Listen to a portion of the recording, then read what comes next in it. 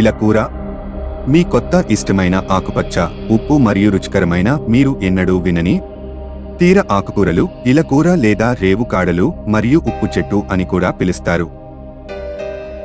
మీరు తినగలిగే అద్భుతమైన తీర మొక్కలు ఇలకూర మరియు రేవుకాడలు హార్వెస్టింగ్ మరియు వంట. ఉప్పు చెట్టు సముద్ర తీరంలోని ఉప్పు రహస్యం సాల్ట్ బుష్ ఉపయోగాలు. ఇలకూర ఫ్రై రెసిపీ ఒక సింపుల్ రుచికరమైన కోస్టల్ డిష్.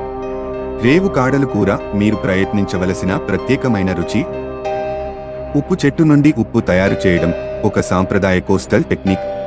తీరాన్ని అన్వేషించడం ఇలకూర రేవుకాడలు మరియు ఉప్పు చెట్టుతో కనుగొనడం వంట చేయడం. జీవితంలో ఒకరోజు తీరప్రాంత రైతులతో వన్య ఆహార పదార్థాలను సేకరించడం.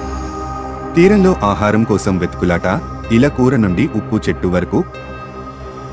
నిర్దిష్ట జాతులు ప్రాంతాన్ని బట్టి మారవచ్చు, కానీ అవి సాధారణ లక్షణాలను పంచుకుంటాయి.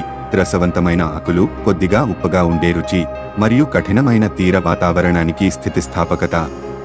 చారిత్రాత్మకంగా ఇలకూర తీరప్రాంత సమాజాల ఆహారంలో, ముఖ్యంగా వర్షాకాలంలో, ఇతర పంటలు తక్కువగా ఉండే సమయంలో ప్రధానమైనది.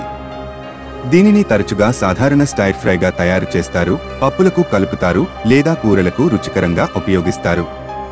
ఇది ఇనుము మరియు కాల్షియం వంటి విటమిన్లు మరియు ఖనిజాలతో సమృద్ధిగా ఉంటుందని నమ్ముతారు. ఇది సమతుల్య ఆహారంలో విలువైన అదనంగా ఉంటుంది.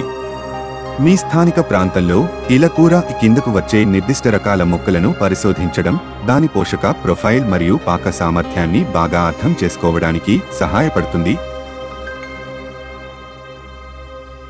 ముఖ్య గమనిక: ఈ వీడియో కేవలం సమాచార ప్రయోజనాల కోసం మాత్రమే మరియు ఇది వైద్య సలహా కాదు.